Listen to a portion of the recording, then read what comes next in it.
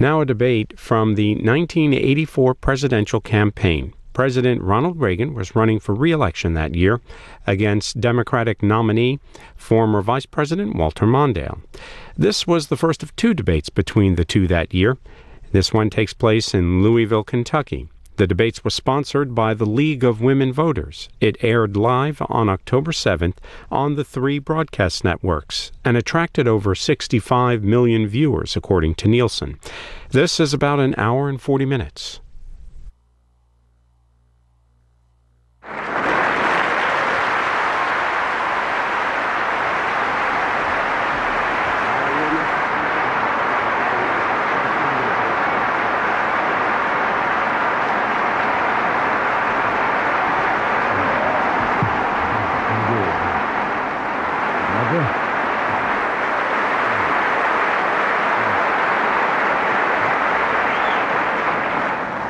Good evening from the Kentucky Center for the Arts in Louisville, Kentucky. I'm Dorothy Ridings, President of the League of Women Voters, the sponsor of tonight's first presidential debate between Republican Ronald Reagan and Democrat Walter Mondale. Tonight's debate marks the third consecutive presidential election in which the League is presenting the candidates for the nation's highest office in face-to-face debate. Our panelists are James Wehart, National Political Correspondent for Scripps Howard News Service, Diane Sawyer, Correspondent for the CBS program 60 Minutes, and Fred Barnes, National Political Correspondent for the Baltimore Sun.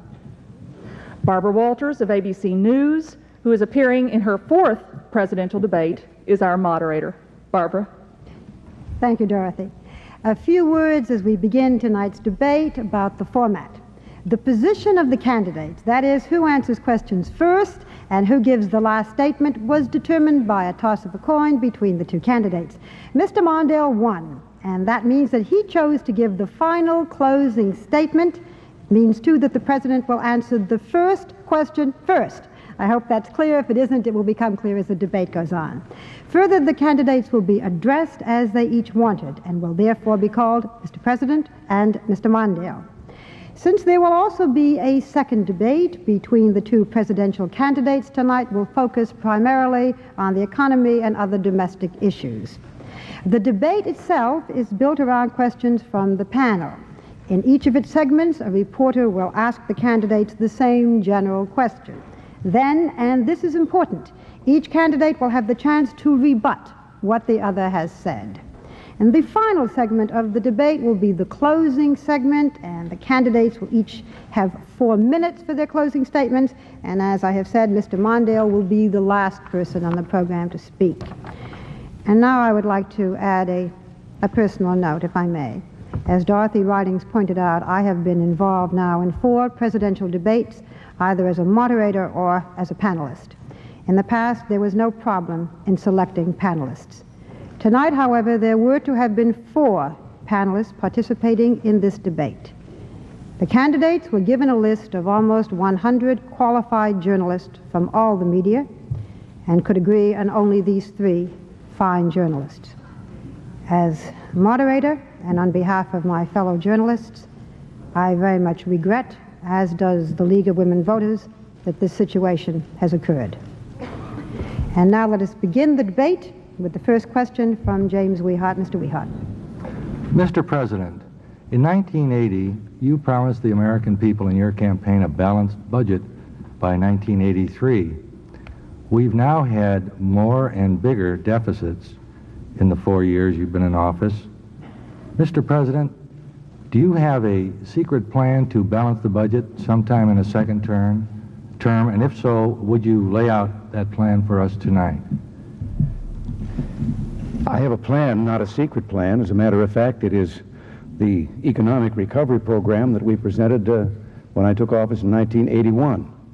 It is true that earlier, working with some very prominent economists, I had come up during the campaign with an economic program that I thought could rectify the great problems confronting us, the double-digit inflation, the high tax rates that I think were hurting the economy, the stagflation that we were undergoing.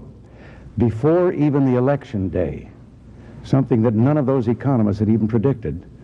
It happened that the economy was so worsened that I was openly saying that what we had thought on the basis of our plan could have brought a balanced budget, no, that was no longer possible. So the plan that we have had and that we're following is a plan that is based on growth in the economy, recovery without inflation, and reducing the share of that the government is taking from the gross national product, which has become a drag on the economy. Already, we have a recovery that has been going on for about 21 months to the point that we can now call it an expansion. Under that, this year, we have seen a $21 billion reduction in the deficit from last year, based mainly on the increased revenues the government is getting without raising tax rates. Our tax cut, we think, was very instrumental in bringing about this economic recovery. We have reduced inflation to about a third of what it was. The interest rates have come down about 9 or 10 points, and we think must come down further. In the last 21 months, more than 6 million people have gotten jobs. There have been created new jobs for those people, to where there are now 105 million civilians working where there were only 99 million before, 107 if you count the military. So we believe that as we continue to reduce the level of government spending, the rate of increase in government spending, which has come down from 17 to 6%, and at the same time as the growth in the economy increases the revenues the government gets without raising taxes, those two lines will meet. And when they meet, that is a balanced budget. Mr. President, the Congressional Budget Office has some bad news. The lines aren't about to meet according to their projections. They project that the budget deficit will continue to climb. In the year 1989, they project a budget deficit of $273 billion. In view of that, and in view of the economic recovery we are now enjoying, would it make sense to propose a tax increase or take some other fiscal measures to reduce that deficit now when times are relatively good? The deficit is a result. It is the result of excessive government spending. I do not, very frankly, take seriously the Congressional Budget Office projections because they have been wrong on virtually all of them, including the fact that our recovery wasn't going to take place to begin with. But it has taken place. But as I said, we have the rate of increase in government spending down to 6%. If the rate of increase in government spending can be held at 5%, we're not far from there. By 1989, that would have reduced the budget deficits down to a $30 or $40 billion level. At the same time, if we can have a 4% recovery continue through that same period of time, that will mean, without an increase in tax rates, that will mean $400 billion more in government revenues. And so I think that the lines can meet. Actually, in constant dollars, in the domestic side of the budget, there has been no spending increase in the 4 years that we have been here. Mr. Mondale, the Carter-Mondale administration didn't come close to balancing the budget in its 4 years in office either, despite the fact that President Carter did promise a balanced budget during his term. You have proposed a plan combining tax increases and budgetary cuts and other changes in the administration of the government that would reduce the projected budget deficit by 2/3 to approximately $87 billion in 1989. That still is an enormous deficit that will be running for these 4 years. What other steps do you think should be taken to reduce this deficit and position a country for economic growth? One of the key tests of leadership is whether one sees clearly the nature of the problems confronted by our nation. And perhaps the dominant domestic issue of our times is, what do we do about these enormous deficits? I respect the President. I respect the presidency, and I think he knows that. But the fact of it is, every estimate by this administration about the size of the deficit has been off by billions and billions of dollars. As a matter of fact, over 4 years, they've missed the mark by nearly $600 billion. We were told we would have a balanced budget in 1983. It was $200 billion deficit instead. And now we have a major question facing the American people as to whether we will deal with this deficit and get it down for the sake of a healthy recovery. Virtually every economic analysis that I've heard of, including the distinguished Congressional Budget Office, which is respected by, I think, almost everyone, says that even with historically high levels of economic growth, we will suffer a $263 billion deficit. In other words, it doesn't converge, as the President suggests. It gets larger even with growth. What that means is that we will continue to have devastating problems with foreign trade. This is the worst trade year in American history by far. Our rural and farm friends will have continued devastation. Real interest rates, the real cost of interest, will remain very, very high, and many economists are predicting that we're moving into a period of very slow growth because the economy is tapering off and may be a recession. I get it down to a level below 2% of gross national product with a policy that's fair. I've stood up and told the American people that I think it's a real problem, that it can destroy long-term economic growth, and I've told you what I think should be done. I think this is a test of leadership, and I think the American people know the difference. Mr. Mondale, one other way to attack the deficit is further reductions in spending. The President has submitted a number of proposals to Congress to do just that, and in many instances, the House, controlled by the Democrats, has opposed them. Isn't it one aspect of leadership for prominent Democrats such as yourself to encourage responsible reductions in spending and thereby reduce the deficit? Absolutely, and I have proposed over $100 billion in cuts in federal spending over 4 years, but I am not going to cut it out of Social Security and Medicare and student assistance and things that people need. These people depend upon all of us for the little security that they have. And I'm not going to do it that way. The rate of defense spending increase can be slowed. Certainly we can find a coffee pot that costs something less than $7,000. And there are other ways of squeezing this budget without constantly picking on our senior citizens and the most vulnerable in American life. And that's why the Congress, including the Republicans, have not gone along with the President's recommendations. I would like to ask the audience, please, to refrain from applauding either side. It just takes away from the time for your candidates. And now it is time for the rebuttal. Mr. President, 1 minute for rebuttal. Yes, I don't believe that Mr. Mondale has a plan for balancing the budget. He has a plan for raising taxes. And as a matter of fact, the biggest single tax increase in our nation's history took place in 1977. And for the 5 years previous to our taking office, taxes doubled in the United States, and the budgets increased $318 billion.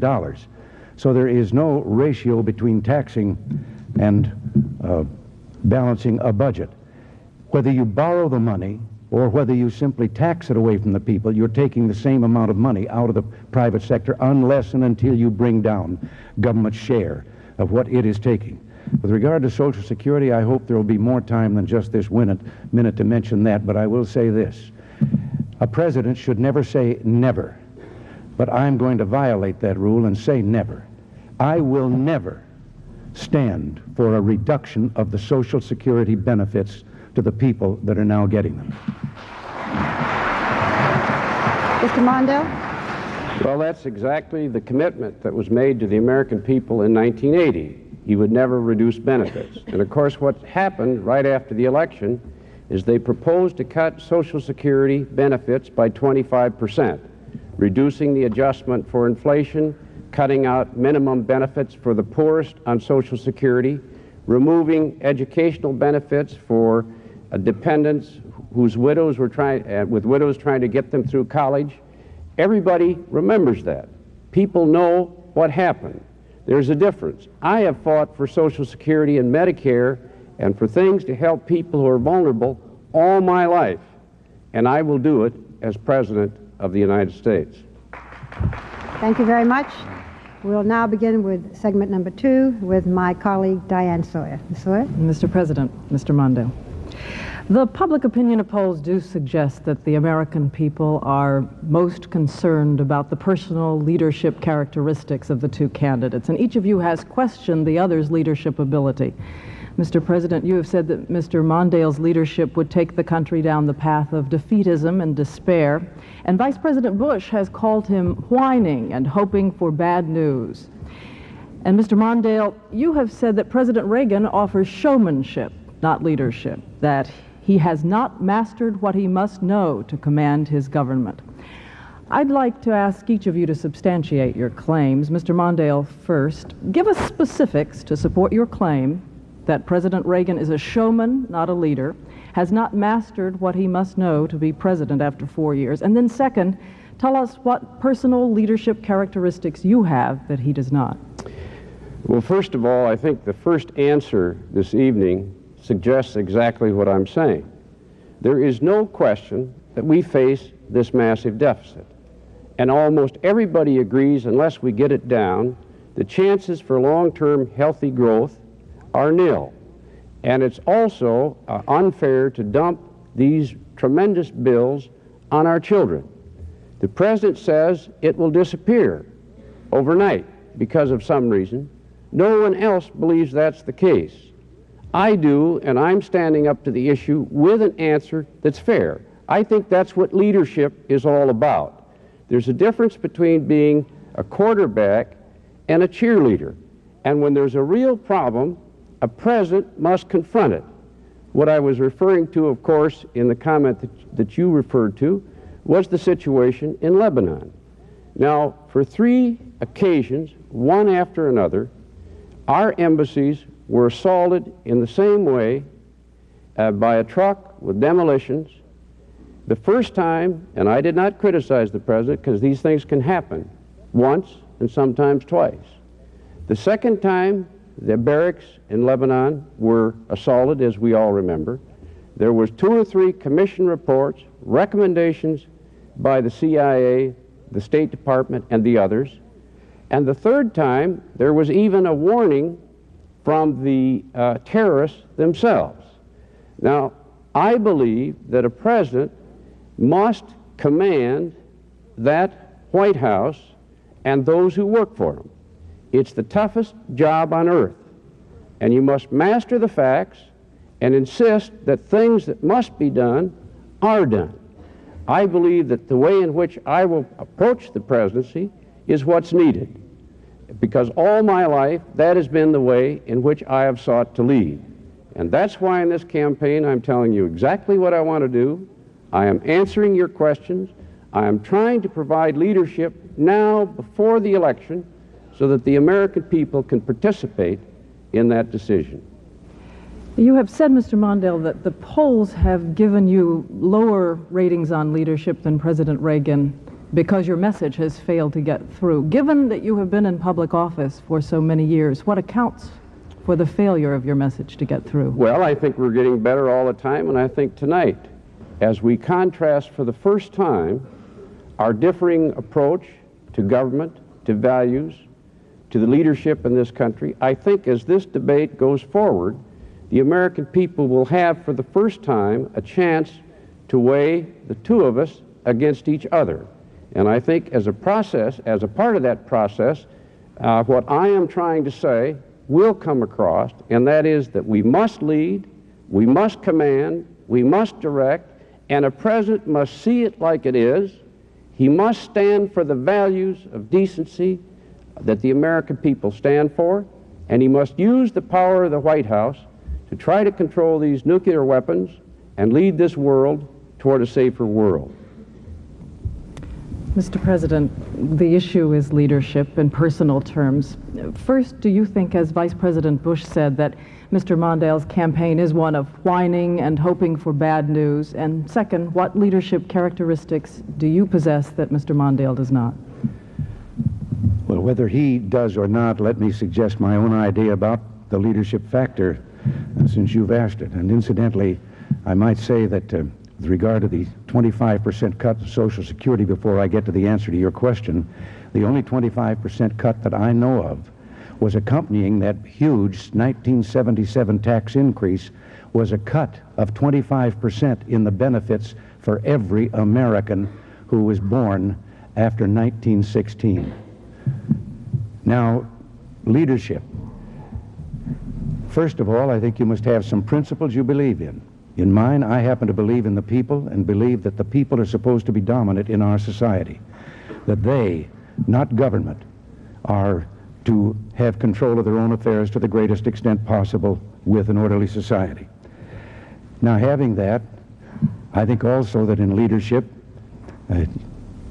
well, I've believed that you find people, positions such as I'm in, who have the talent and ability to do the things that are needed in the various departments of government. I don't believe that a leader should be spending his time in the Oval Office deciding who's going to play tennis on the White House court. And you let those people go with the guidelines of overall policy, not looking over their shoulder and nitpicking the manner in which they go at the job. You are ultimately responsible, however, for that job.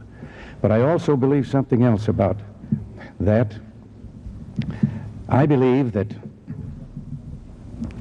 and when I became governor of California, I started this and I continue it in this office, that any issue that comes before me, I have instructed cabinet members and staff, they are not to bring up any of the political ramifications that might surround the issue. I don't want to hear them. I want to hear only arguments as to whether it is good or bad for the people. Is it morally right? And on that basis, and that basis alone, we make a decision on every issue.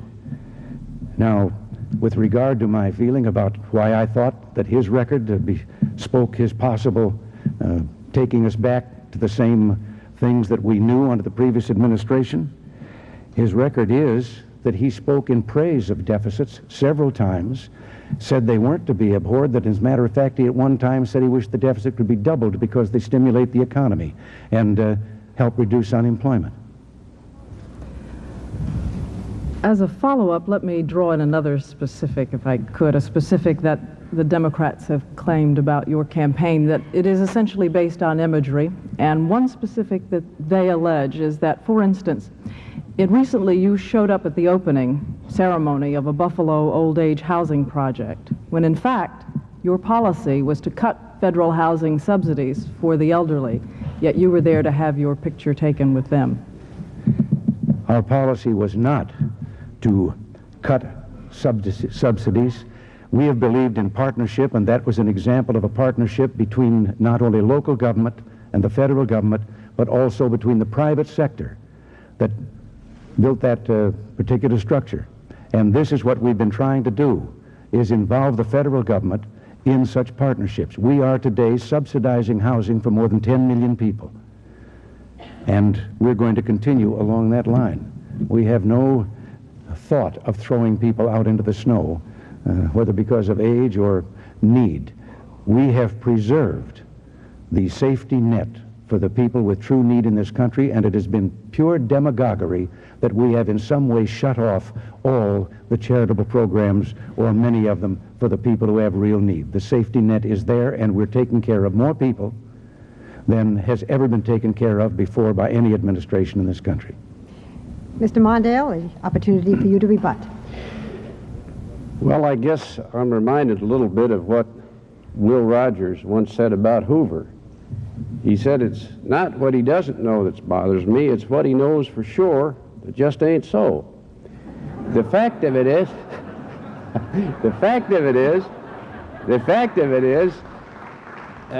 president's budget sought to cut Social Security by 25%. It's not an opinion, it's a fact. And when the president was asked the other day what do you want to cut in the budget? He said, cut those things I asked for but didn't get. That's Social Security and Medicare.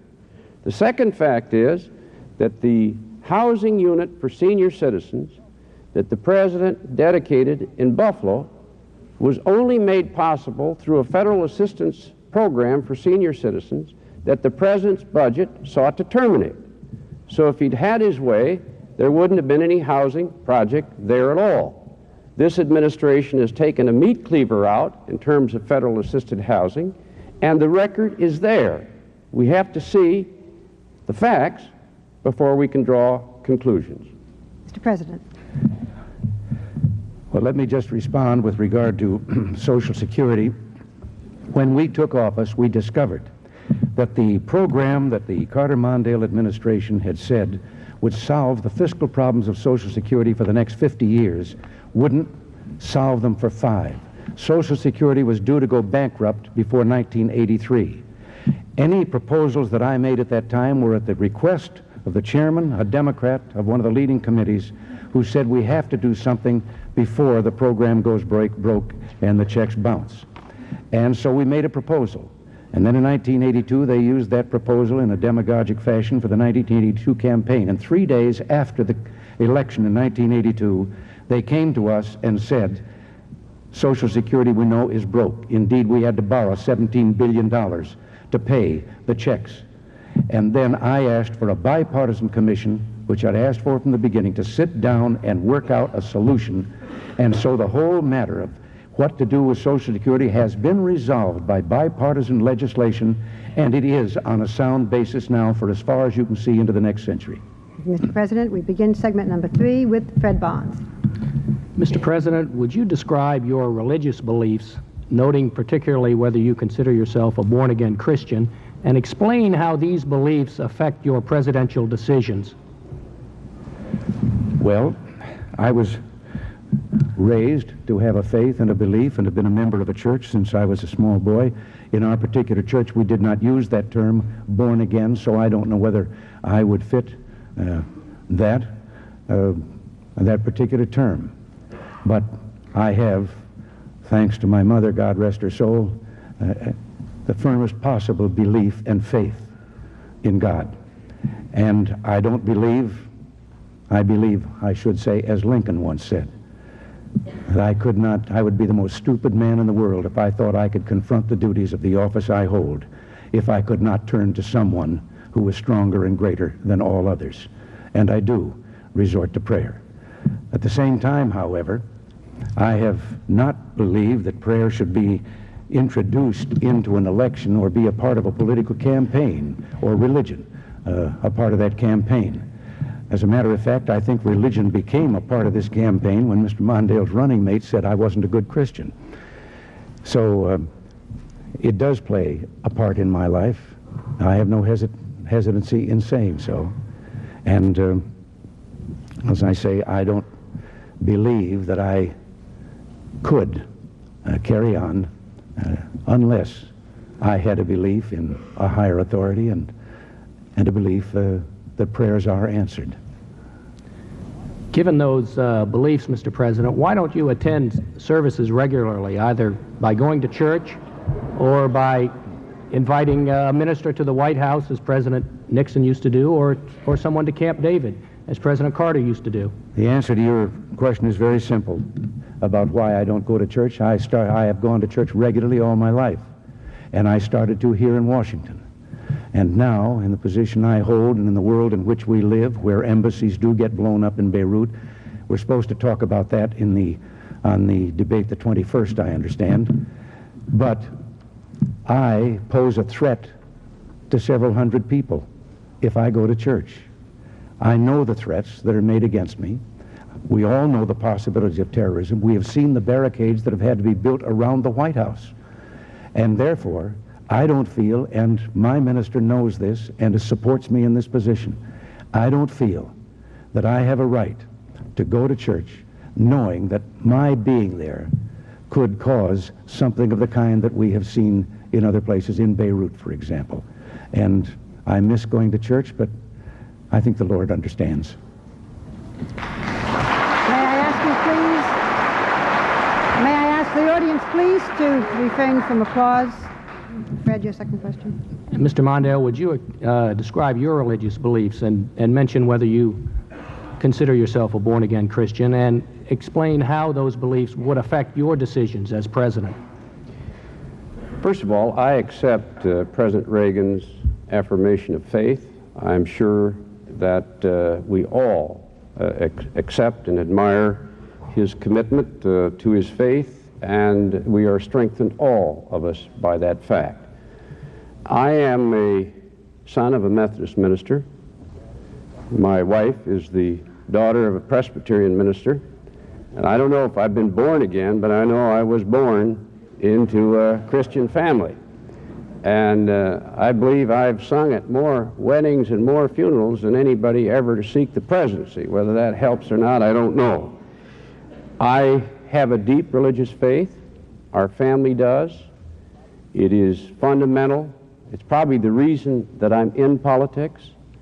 I think our faith tells us, instructs us about the moral life that we should lead, and I think we're all together on that. What bothers me is this growing tendency to try to use one's own personal interpretation of faith politically, to question others' faith, and to try to use the instrumentalities of government to impose those views on others. All history tells us that that's a mistake.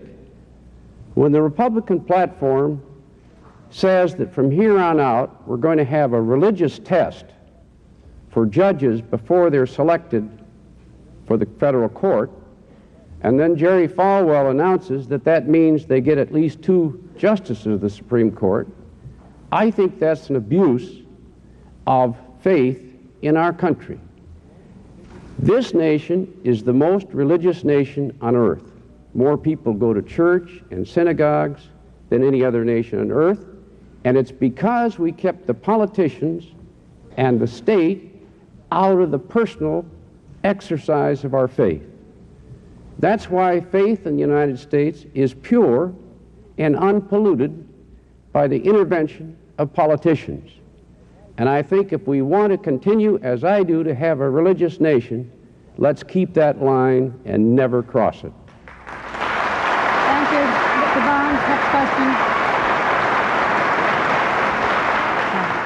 We have time for rebuttal now. I think I have a follow-up. Yes, I asked you if you did. I'm sorry, Yes, I thought you did. waived it. Yes, Mr. Mondale, you've complained just now about Jerry Falwell, and you've complained other times about other fundamentalists in politics. Correct me if I'm wrong, but I don't recall you ever complaining about ministers who were involved in the civil rights movement or in the anti-Vietnam War demonstrations, or about black preachers who've been so involved in American politics. Is it only conservative ministers that you object to? No. What I object to is someone seeking to use his faith to question the faith of another, or to use that faith and seek to use the power of government to impose it on others. A minister who is in civil rights or in the conservative movement, because he believes his faith instructs him to do that, I admire. The fact that the faith speaks to us and that we are moral people, hopefully, I accept and rejoice in. It's when you try to use that to undermine the integrity of private religious faith and the use of the state is where, for the most personal decisions in American life, that's where I draw the line. Thank you. Now, Mr. President, rebuttal. Yes, it's very difficult to rebut because I find myself in so much agreement with Mr. Mondale. I, too, want that wall that is in the Constitution of separation of church and state to remain there. The only attacks I have made are on people who apparently would break away at that wall from the government side, using the government, using the power of the courts and so forth, to hinder that part of the Constitution that says the government shall not only not establish a religion, it shall not inhibit the practice of religion. And they have been using these things to have government, through court orders, inhibit the practice of religion. A child wants to say grace in a school cafeteria, and a court rules that they can't do it because it's school property. These are the types of things that I think have been happening in a kind of a secular way that have been eroding that separation, and I am opposed to that. With regard to a platform in the Supreme Court, I can only say one thing about that. I have appointed one member of the Supreme Court, Sandra Day O'Connor. I'll stand on my record on that, and if I have the opportunity to appoint any more, I'll do it in the same manner that I did in selecting her. Mr. Mondale, your rebuttal, please. The platform to which the President refers, in fact, calls for a religious test in the selection of judges. And Jerry Falwell says that means we get 2 or 3 judges. And it would involve a religious test for the first time in American life. Let's take the example that the President cites. I believe in prayer. My family prays. We've never had any difficulty finding time to pray. But do we want a constitutional amendment adopted of the kind proposed by the President that gets the local politicians into the business of selecting prayers that our children must either recite in school or be embarrassed and asked to excuse themselves? Who would write the prayer? What would it say? How would it be resolved when those disputes occurred? It seems to me that a moment's reflection tells you why the United States Senate turned that amendment down, because it will undermine the practice of honest faith in our country by politicizing it. We don't want that. Thank you, Mr. Mondale. Our time is up for this round. We go into the second round of our questioning. Begin again with Jim Weihart. Jim? After that discussion, this may be like going from the sublime to the ridiculous, but here goes. I have a political question for you, Mr. Mondale. Polls indicate a massive change in the electorate away from the coalition that has long made the Democratic Party a majority.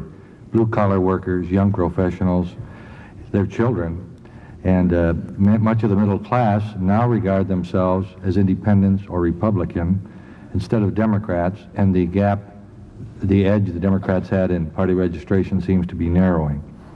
I'd like to ask you, Mr. Mondale, what is causing this? Is the Democratic Party out of sync with the majority of Americans? And will it soon be replaced as a majority party by the Republicans? What do you think needs to be done about it as a Democrat? My answer is that this campaign isn't over yet, and when people vote, I think you're going to see a very strong verdict by the American people that they favor the approach that I'm talking about. The American people want arms control. They don't want this arms race, and they don't want this deadly new effort to bring weapons into the heavens, and they want an American foreign policy that leads toward a safer world. The American people see this debt, and they know it's got to come down, and if it won't come down, the economy is going to slow down, maybe go into a recession.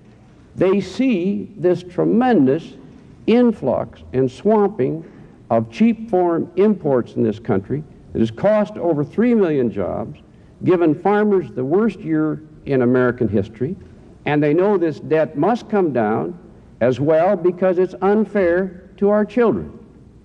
The American people want this environment protected. They know that these toxic waste dumps should have been cleaned up a long time ago, and they know that people's lives and health are being risked because we've had an administration that has been totally insensitive to the law and the demand for the protection of the environment. The American people want their children educated, they want to get our edge back in science, and they want a policy headed by the President that helps close this gap that's widening between the United States and Europe and Japan. The American people want to keep opening doors. They want those civil rights laws enforced. They want the Equal Rights Amendment ratified. They want equal pay for comparable effort for women. And they want it because they've understood from the beginning that when we open doors, we're all stronger, just as we were at the Olympics. I think as you make the case, the American people will increasingly come to our cause.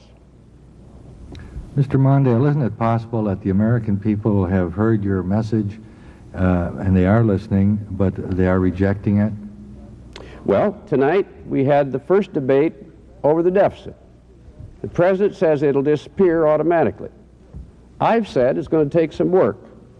I think the American people will draw their own conclusions. Secondly, I've said that I will not support the cuts in Social Security and Medicare and the rest that the President has proposed. The President answers that it didn't happen, or if it did, it was resolved later in a commission. As the record develops, I think it's going to become increasingly clear that what I am saying and where I want to take this country is exactly where the country wants to go, and the comparison of approaches is such that I think will lead to further strength. Mr. President, you and your party are benefiting from what appears to be an erosion of the old Democratic coalition. But you have not laid out a specific agenda to take this shift beyond November 6th. What is your program for America for the next decade with some specificity? Well, again, I am running on the record. I think sometimes Mr. Mondale's running away from his. But I'm running on the record of what we have asked for. We'll continue to try and get things that we didn't get in the program that has already brought the rate of spending of government down from 17% to 6.1%. A program of returning authority and autonomy to the local and state governments that has been unjustly seized with the federal government. And you might find those words in a Democratic platform of some years ago. I know because I was a Democrat at that time. And I left the party eventually because I could no longer follow the turn in the Democratic leadership that took us down an entirely different path, a path of centralizing authority in the federal government, lacking trust in the American people. I promised when we took office that we would reduce inflation. We have, to 1/3 of what it was. I promised that we would reduce taxes. We did, 25% across the board. That barely held even with, if it did that much, with the gigantic tax increase imposed in 1977. But at least it took that burden away from them. I said that we would create jobs for our people, and we did, 6 million in the last 20 or 21 months. I said that we would become respected in the world once again, and that we would refurbish our national defense to the place that we could deal on the world scene and then seek disarmament, reduction of arms, and hopefully an elimination of nuclear weapons. We have done that. All of the things that I said we would do, from inflation being down, interest rates being down, unemployment falling, all of those things we have done. And I think this is something the American people see. I think they also know that we had a commission that came in a year ago with a recommendation on education, on excellence in education, and today, without the federal government being involved other than passing on to them, the school districts, the words from that commission, we find 35 states with task forces now dealing with their educational problems. We find that schools are extending the curriculum to now have forced teaching of mathematics and science and so forth.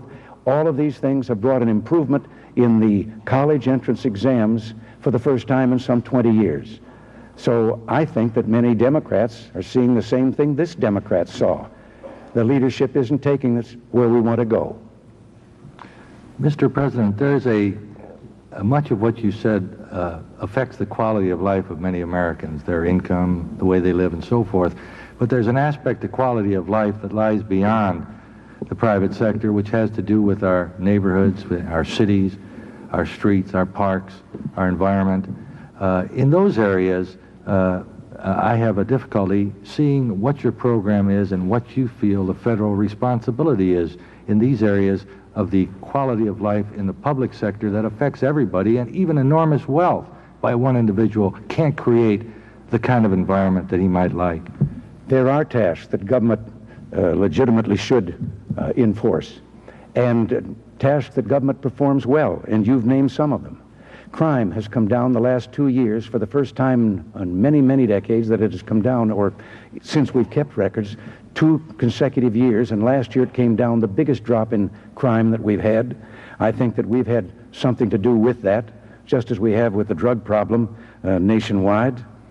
The environment, yes, I feel as strongly as anyone about the preservation of the environment. When we took office, we found that the national parks were so dirty and contained so many hazards, lack of safety features, that we stopped buying additional parkland until we had rectified this with what was to be a 5-year program, but it's just about finished already, $1 billion, and now we're going back to budgeting for additional lands for our parks.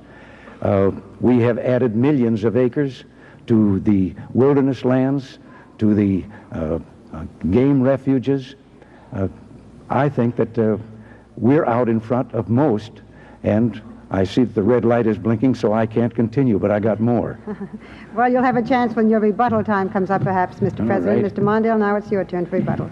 The president says that when the Democratic Party made its turn, he left it.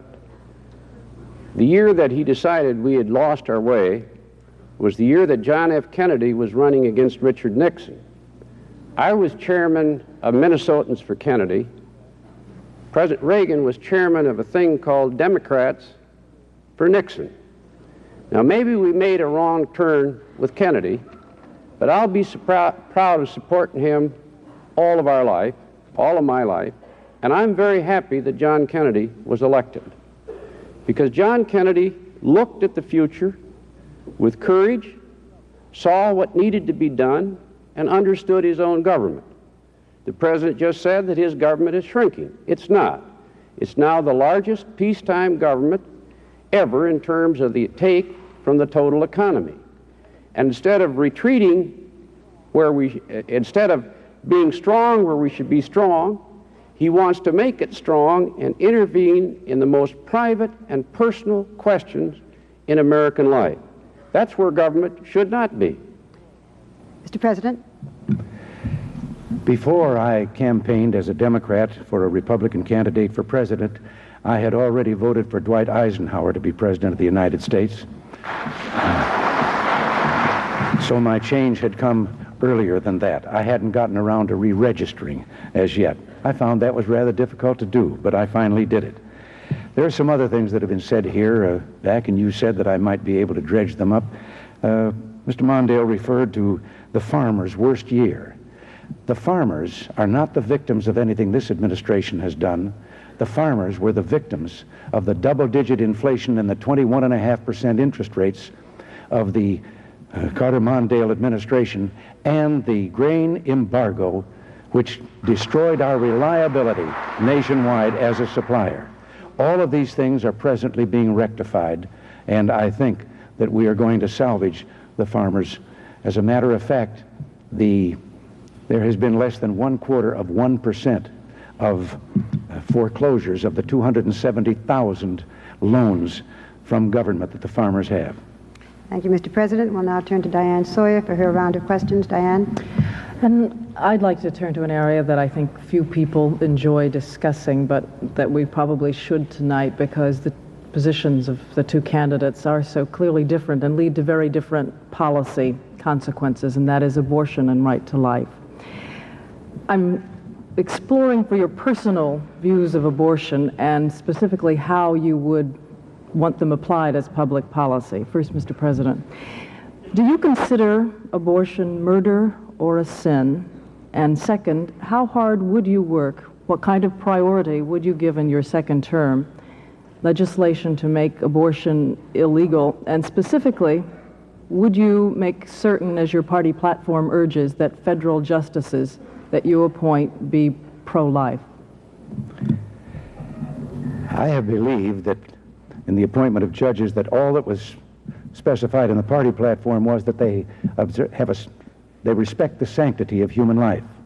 Now that I would want to see in any judge, and with regard to any issue having to do with human life. But with regard to abortion, and I have a feeling that there's been some reference without naming it here in the remarks of Mr. Mondale, tied to injecting religion into government. With me, abortion is not a problem of religion. It's a problem of the Constitution.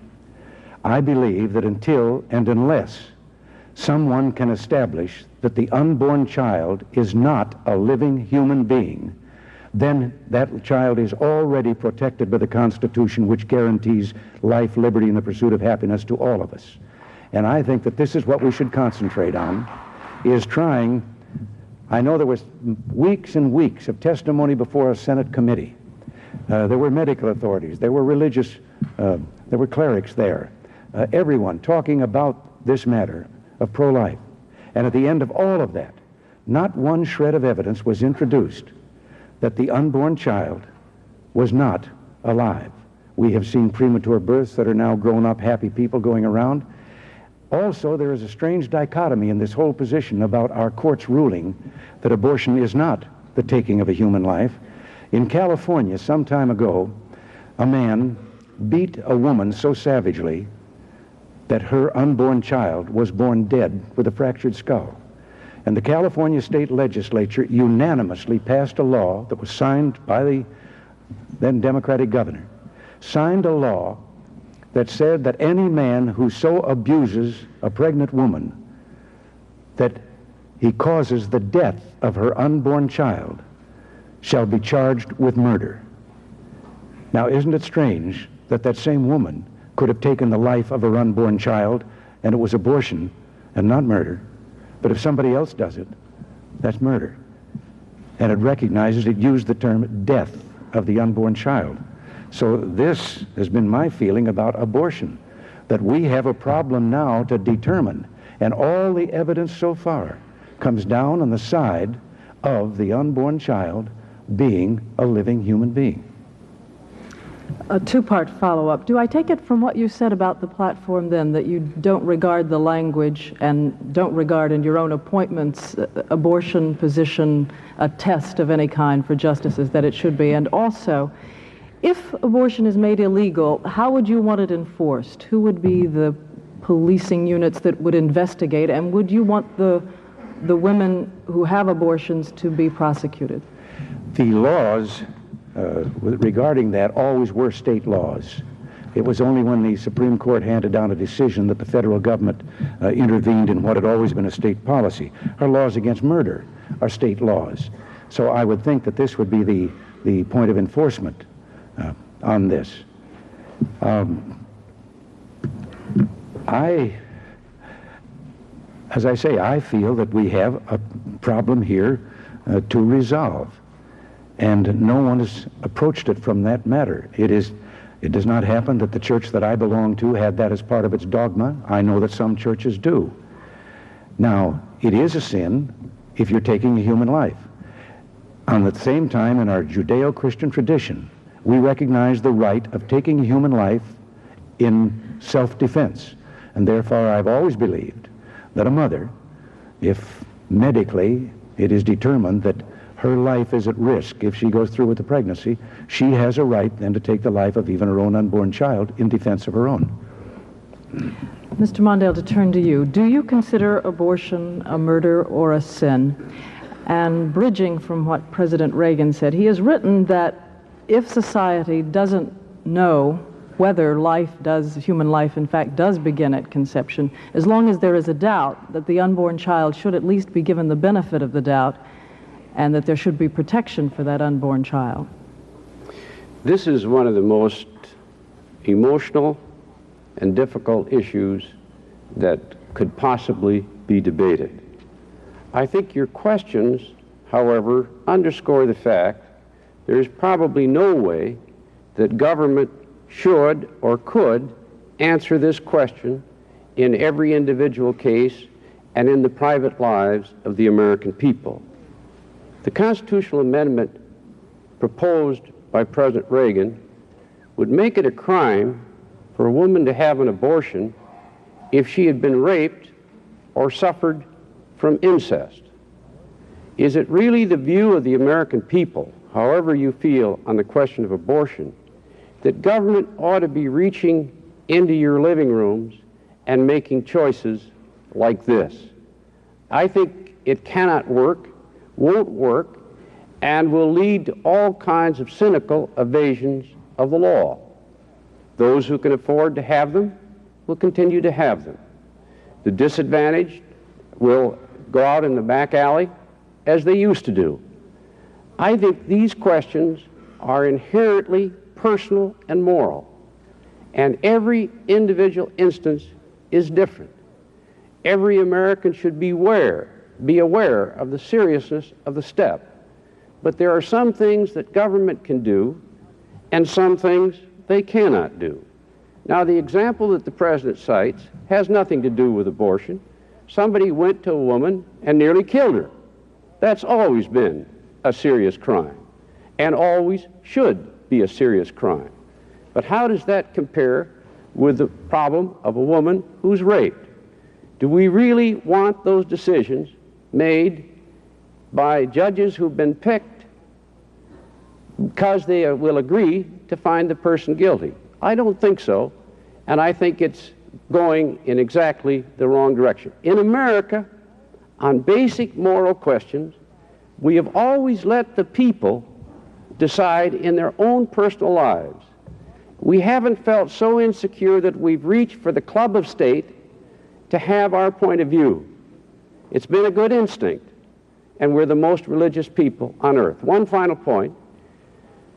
President Reagan, as governor of California, signed a bill which is perhaps the most liberal pro-abortion bill of any state in the Union. But if I can get you back for a moment on my point, which was the question of when human life begins, a two-part follow-up. First of all, at what point do you believe that human life begins in the growth of a fetus? And second of all, you said that government shouldn't be involved in the decisions. Yes, there are those who would say that government is involved, and the consequence of the involvement was 1.5 million abortions in 1980. And how do you feel about that? The basic decision of the Supreme Court is that each person has to make this judgment in her own life, and that's the way it's been done. And it's a personal and private moral judgment. I don't know the answer to when life begins, and it's not that simple either. You've got another life involved. And if it's rape, how do you draw moral judgments on that? If it's incest, how do you draw moral judgments on that? Does every woman in America have to present herself before some judge, picked by Jerry Falwell, to clear her personal judgment? It won't work.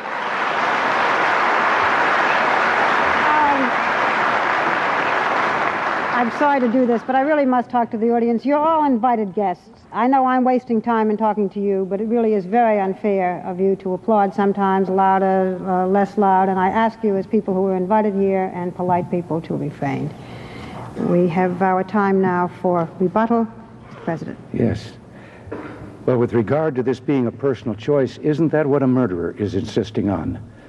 His or her right to kill someone because of whatever fault they think justifies that. Now, I'm not capable, and I don't think you are, any of us, to make this determination that must be made with regard to human life. I am simply saying that I believe that that's where the effort should be directed to make that determination. I don't think that any of us should be called upon here to stand and make a decision as to what other things might come under the self-defense tradition. That, too, would have to be worked out then when you once recognize that we're talking about a life. But in this great society of ours, wouldn't it make a lot more sense, in this gentle and kind society, if we had a program that made it possible for when incidents come along in which someone feels they must do away with that unborn child, that instead we make it available for the adoption? There are 1.5 million people out there standing in line waiting to adopt children who can't have them any other way. Mr. Mondale? I agree with that, and that's why I was a principal sponsor of a liberal adoption law, so that more of these children could come to term, so that the young mothers were educated. So we found an option, an alternative. I'm all for that. But the question is whether this other option proposed by the President should be pursued, and I don't agree with it. Since I got about 20 seconds, let me just say one thing.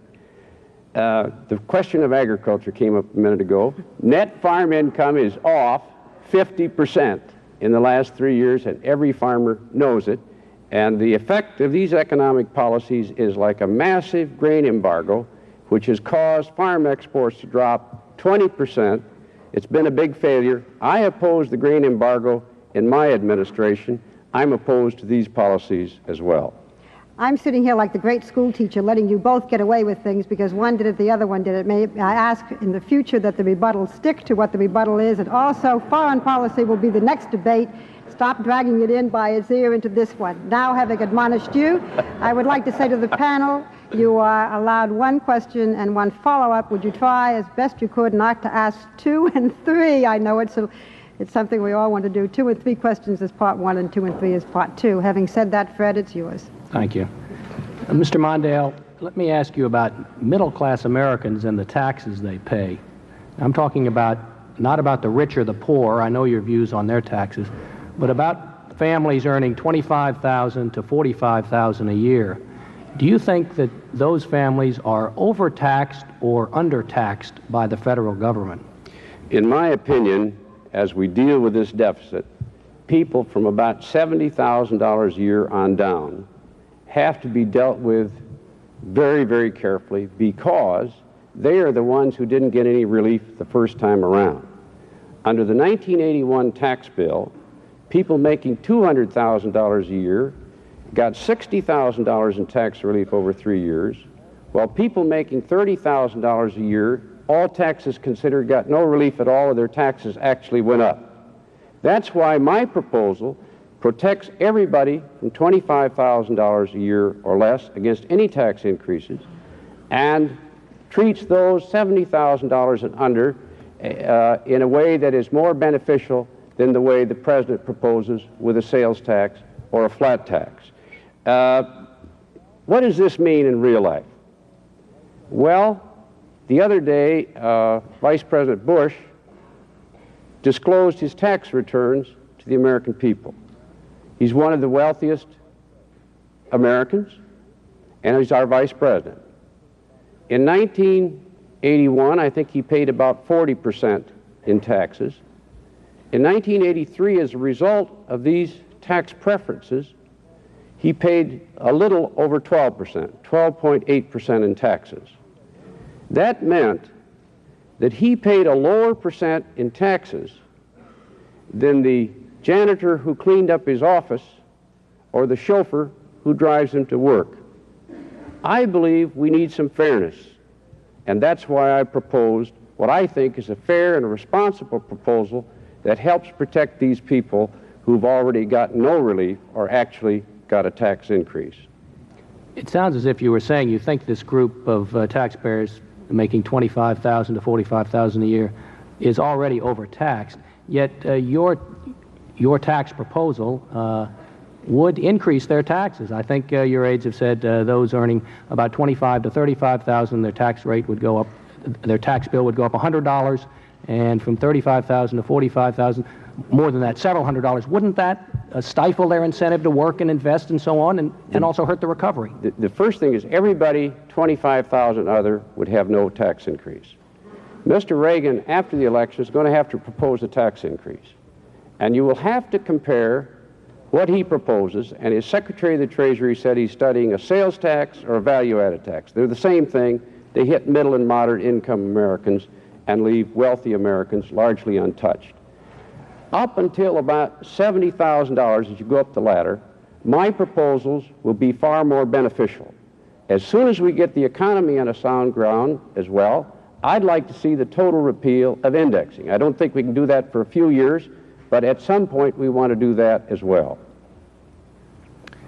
Mr. President, let me try this on you. Do you think middle-income Americans are overtaxed or undertaxed? You know, I wasn't going to say this at all, but I can't help it. There you go again. I I don't have a plan to tax or increase taxes. I'm not going to increase taxes. I can understand why you are, Mr. Mondale, because as a senator, you voted 16 times to increase taxes. Now, I believe that our problem has not been that anybody in our country is undertaxed. It's that government is overfed. And I think that most of our people, this is why we had a 25% tax cut across the board, which maintained the same progressivity of our tax structure in the brackets on up.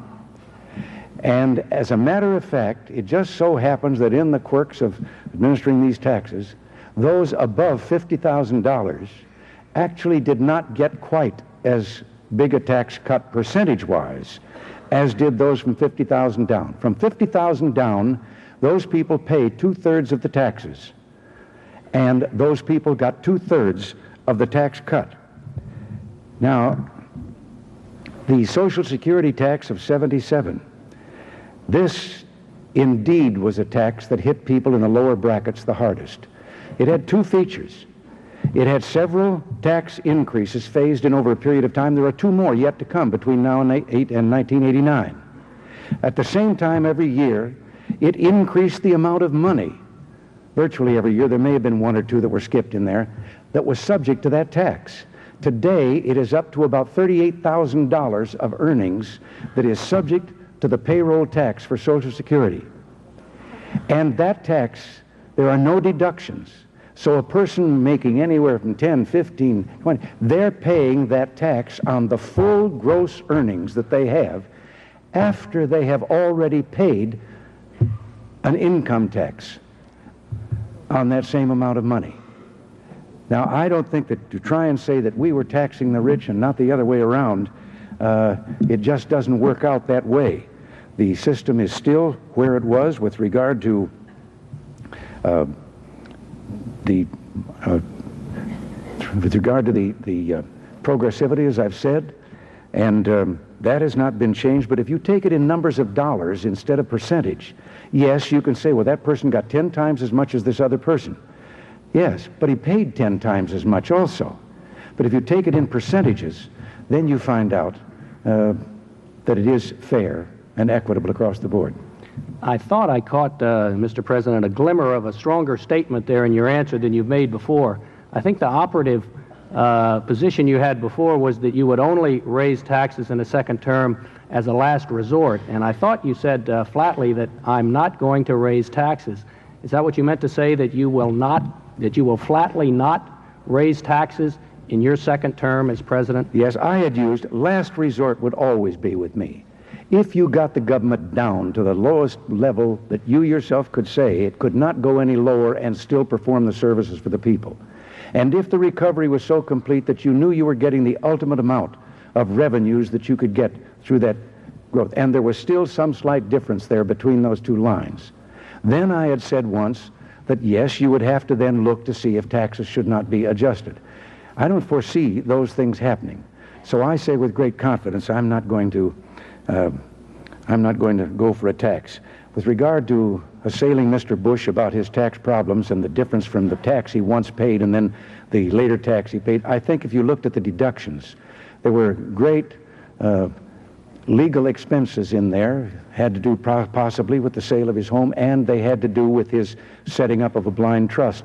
All of those are legally deductions, deductible in computing your tax, and it was a one-year thing with him. Mr. Mondale, here we go again. It's time for rebuttal. Well, first of all, I gave him the benefit of the doubt on the House deal.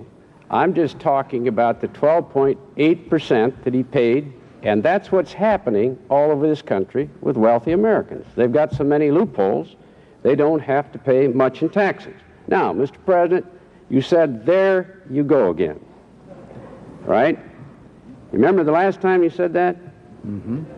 You said it when President Carter said that you were going to cut Medicare. And you said, oh no, there you go again, Mr. President. And what did you do right after the election? You went out and tried to cut $20 billion out of Medicare.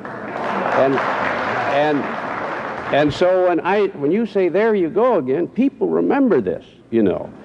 And people will remember that you signed the biggest tax increase in the history of California, and the biggest tax increase in the history of the United States. And what are you going to do? You've got $260 billion deficit. You can't wash it away. You won't slow defense spending. You refuse to do that. Mr. Mondale, I'm afraid your time is up. Sorry. Mr. President. Yes. With regard to Medicare, no. But it's time for us to say that Medicare is in pretty much the same condition that Social Security was, and something is going to have to be done in the next several years to make it fiscally sound. And no, I never proposed any $20 billion should come out of Medicare. I have proposed that the program we must treat with that particular problem. And maybe part of that problem is because during the 4 years of the Carter-Mondale administration, medical costs in this country went up 87%.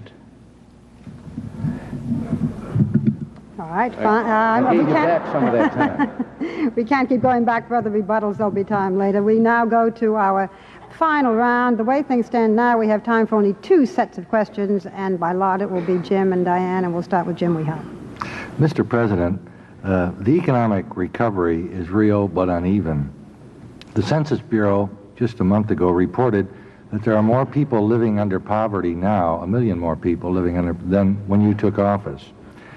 There have been a number of studies, including studies by the Urban Institute and other non-political organizations, that say that the impact of the tax and budget cuts and your economic policies have impacted severely on certain classes of Americans: working mothers, head of households, minority groups, elderly poor. In fact, they're saying the rich are getting richer and the poor are getting poorer under your policies. What relief can you offer to the working poor, to the minorities, and to the women head of households who have borne the brunt of these economic programs? What can you offer them in the future in your next term? Well, some of those facts and figures just don't stand up. Yes, there has been an increase in poverty, but it is a lower rate of increase than it was in the preceding years before we got here. It has begun to decline, but it is still going up.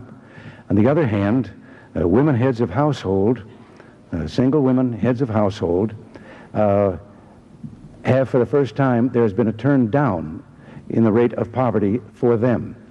We have found also in our studies that in this increase in poverty, it all had to do with their private earnings. It had nothing to do with the transfer payments from government, by way of many programs. We are spending now 37% more on food for the hungry in all the various types of programs than was spent in 1980. We're spending a third more on all of the programs of human service. We have more people receiving food stamps than were ever receiving them before. 2,300,000 more are receiving them, even though we took 850,000 off the food stamp rolls because they were making an income that was above anything that warranted their fellow citizens having to support them. We found people making 185% of the poverty level were getting government benefits. We have set a line at 130% so that we can direct that aid down to the truly needy. Some time ago, Mr. Mondale said something about education and college students and help of that kind. Half, 1 out of 2 of the full-time college students in the United States are receiving some form of federal aid. But there again, we found people that there were, under the previous administration, families that had no limit to income were still eligible for low-interest college loans. We didn't think that was right. And so we have set a standard that those loans and those grants are directed to the people who otherwise could not go to college. Their family incomes were so low. So there are a host of other figures that reveal that the grant programs are greater than they have ever been, taking care of more people than they ever have. 7.7 million elderly citizens who were living in the lowest 20% of earnings. 7.7 million have moved up into another bracket since our administration took over, leaving only 5 million of the elderly in that bracket when there had been more than 13 million.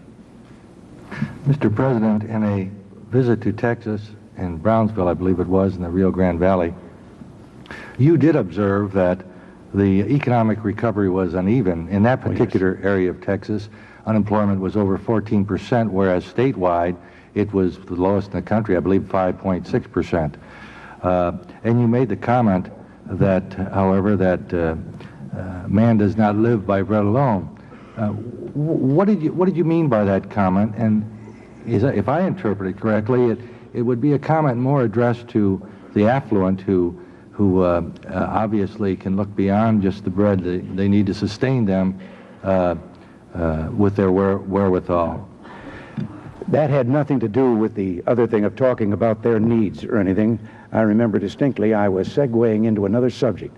I was talking about the things that have been accomplished, and that was referring to the revival of patriotism and optimism, the new spirit that we're finding all over America. And it is a wonderful thing to see when you get out there among the people. So that was the only place that was used.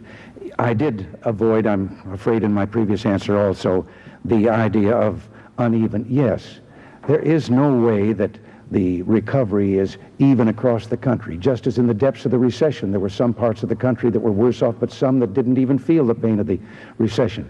We're not going to rest and not going to be happy until every person in this country who wants a job can have one, until the recovery is complete across the country. Mr. Mondale, as you can gather from the question of the President, the celebrated war on poverty obviously didn't end the problem of poverty, although it may have dented it. The poor and the homeless and the disadvantaged are still with us.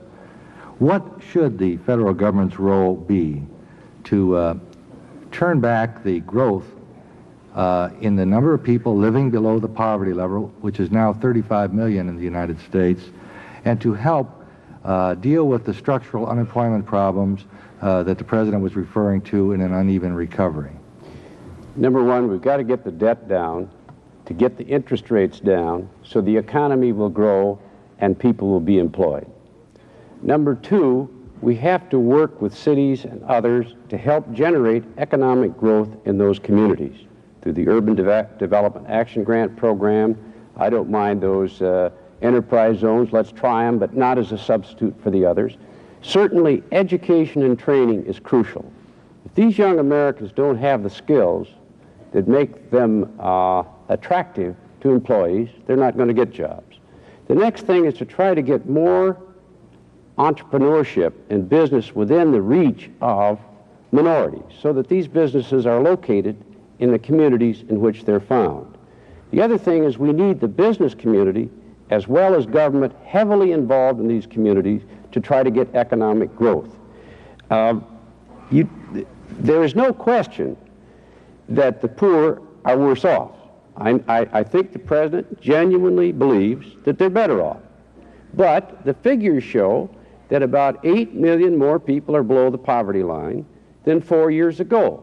How you can cut school lunches, how you can cut student assistance, how you can cut housing, how you can cut disability benefits, how you can do all of these things, and then the people receiving them, for example, the disabled, who have no alternative, how they're going to do better, I don't know. Now, we need a tight budget, but there's no question that this administration has singled out things that affect the most vulnerable in American life, and they're hurting. One final point, if I might.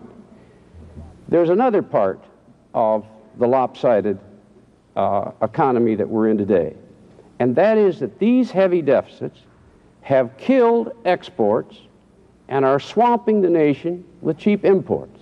We are now $120 billion of imports, 3 million jobs lost, and farmers are having their worst year. That's another reason to get the deficit down. Mr. Mondale, is it possible that the vast majority of Americans who appear to be prosperous have lost interest in the kinds of programs you're discussing to help those less privileged than they are? I think the American people want to make certain that that dollar is wisely spent. I think they stand for civil rights. I know they're all for education and science and training, which I strongly support. They want these young people to have a chance to get jobs and the rest. I think the business community wants to get involved. I think they're asking for new and creative ways to try to reach it with everyone involved. I think that's part of it.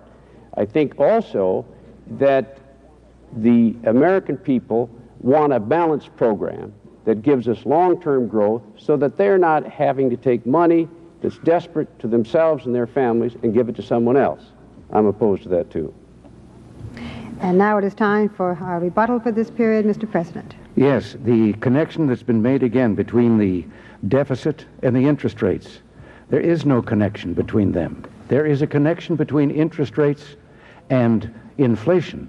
But I would call to your attention that in 1981, while we were operating still on the Carter-Mondale budget that we inherited, that the interest rates came down from 21.5 down toward the 12 or 13 figure, and while they were coming down, the deficits had started their great increase. They were going up.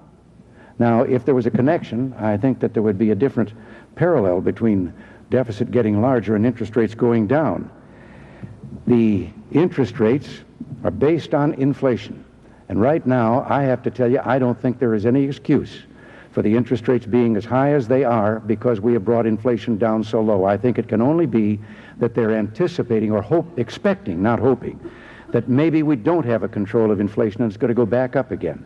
Well, it isn't going to go back up. We're going to see that it doesn't. And I haven't got time to answer with regard to the disabled. Thank you, Mr. President. Mr. Mondale. Mr. President, if I heard you correctly, you said that these deficits don't have anything to do with interest rates. I will grant you that interest rates were too high in 1980, and we can have another debate as to why, energy prices and so on. There's no way of glossing around that. But when these huge deficits went in place in 1981, what's called the real interest rates, the spread between inflation and what a loan costs you, doubled. And that's still the case today. And the result is interest costs that have never been seen before in terms of real charges, and it's attributable to the deficit. Everybody, every economist, every businessman believes that. Your own Council of Economic Advisors, Mr. Feldstein, in his report told you that.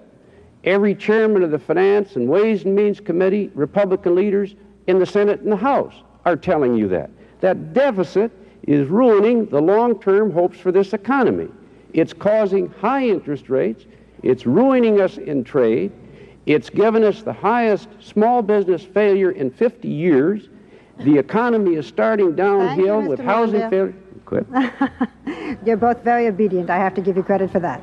We now start our final round of questions. We do want to have time for your rebuttal. We start with Diane Sawyer. Since we are reaching the end of the question period, and since in every presidential campaign the candidates tend to complain that the opposition candidate is not held accountable for what he or she says, let me give you the chance to do that. Mr. Mondale, beginning with you. What do you think the most outrageous thing is your opponent said in this debate tonight?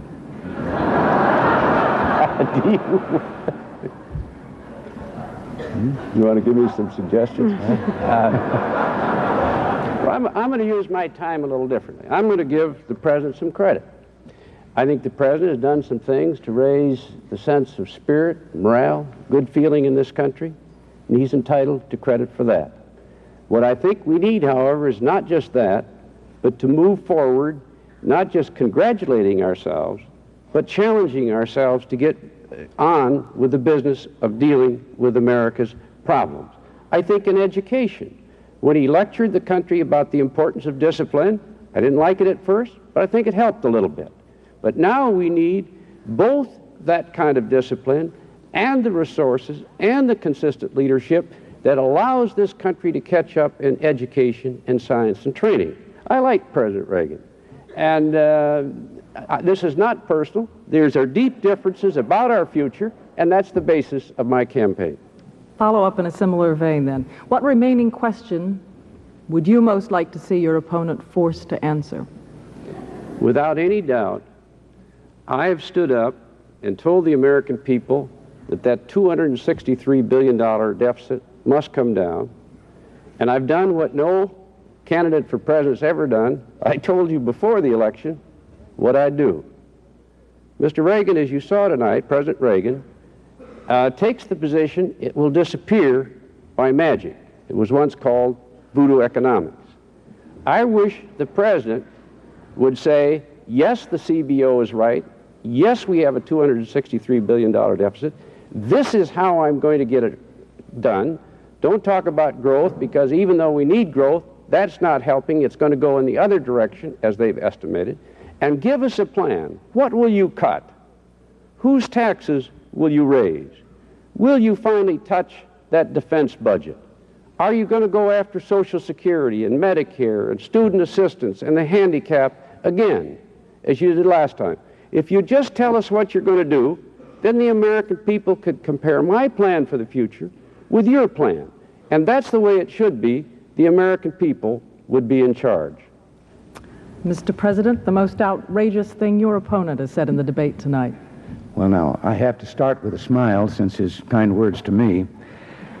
I'll tell you what I think has been the most outrageous thing in political dialogue, both in this campaign and the one in '82.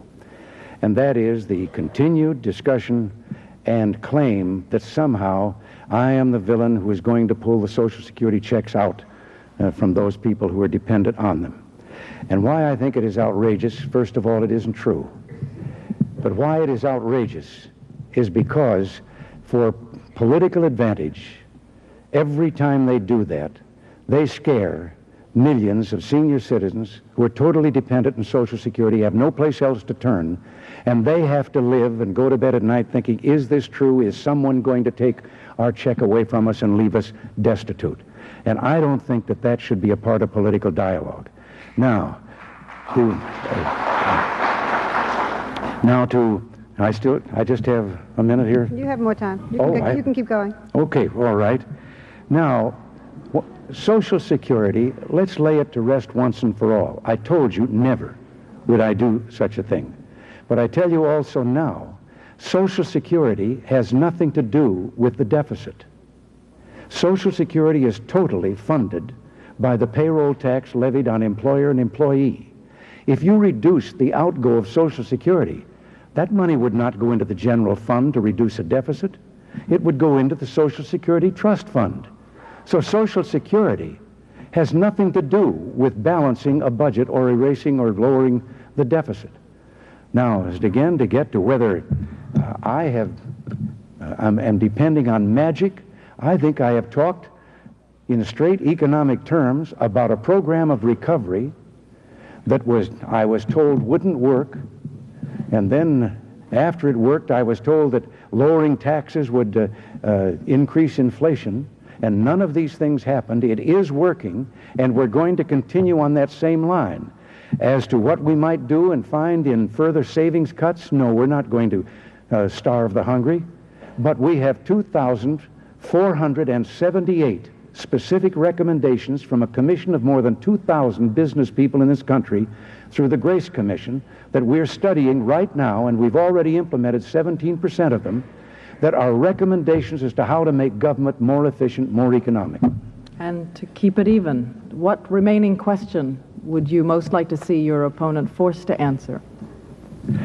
Why the deficits are so much of a problem for him now, but that in 1976, when the deficit was $52 billion, and everyone was panicking about that, he said no, that he thought it ought to be bigger, because a bigger deficit would stimulate the economy and would help do away with unemployment.